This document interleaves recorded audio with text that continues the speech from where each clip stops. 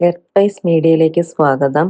Driving licence എടുക്കുന്നതിന് മുന്നോടിയായുള്ള ലേണേഴ്സിനുള്ള online പരീക്ഷയിൽ ജയിക്കുന്നവരുടെ എണ്ണം കുത്തനെ കുറഞ്ഞു. ചോദ്യാവലിയിൽ പുതിയ പരിഷ്കാരങ്ങൾ ഏർപ്പെടുത്തിയതാണ് കൂട്ടത്തോൽവിക്ക് കാരണമെന്ന് അപേക്ഷകർ പറയുന്നു. മുൻപ് പരീക്ഷയ്ക്ക് 20 ചോദ്യങ്ങളാണ് ഉണ്ടായിരുന്നത്. ഇപ്പോൾ 30 ചോദ്യങ്ങളായി. ഇതിൽ 18 എണ്ണത്തിന് ഉത്തരം നൽകിയാലേ ജയിക്കൂ.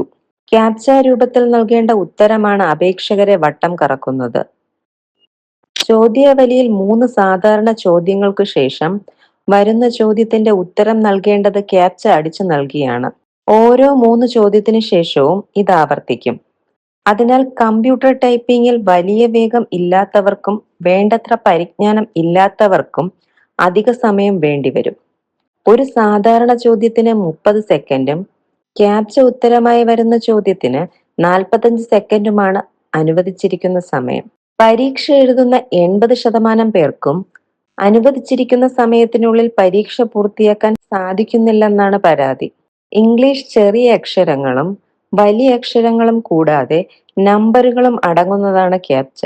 30 ചോദ്യത്തിനും ഉത്തരം നൽകുന്നവർക്ക് 9 ക്യാപ്ച ഉത്തരം നൽകേണ്ടി വരും. പരീക്ഷയിൽ തോറ്റാൽ വീണ്ടും അപേക്ഷിക്കണം.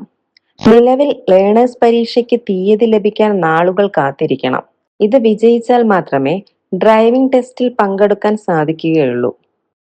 പലതവണ പരീക്ഷ എഴുതിയാലേ ലേണേഴ്സ് കിട്ടുവെന്ന സ്ഥിതിയാണെന്ന് അപേക്ഷകർ പറയുന്നു.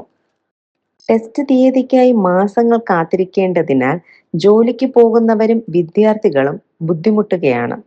ഒന്നിലേറെ പ്രാവശ്യം ടെസ്റ്റിന് ഹാജരാക്കേണ്ടതിനാൽ കൂടുതൽ അവധി എടുക്കേണ്ടി വരും. ഉത്തരേന്ത്യയിൽ ഏജന്റുമാർ ലേണേഴ്സ് സർട്ടിഫിക്കറ്റ് കൃത്രിമമായി നൽകുന്നതായി കണ്ടെത്തിയിരുന്നു. തുടർന്നാണ് തട്ടിപ്പ് തടയുന്നതിനും സുരക്ഷയ്ക്കുമായി നാഷണൽ ഇൻഫോർമാറ്റിക്സ് സെന്റർ ടെസ്റ്റിനിടയിൽ ഇടവിട്ട് ക്യാപ്ച കൊണ്ടുവന്നതെന്ന് അധികൃതർ പറഞ്ഞു.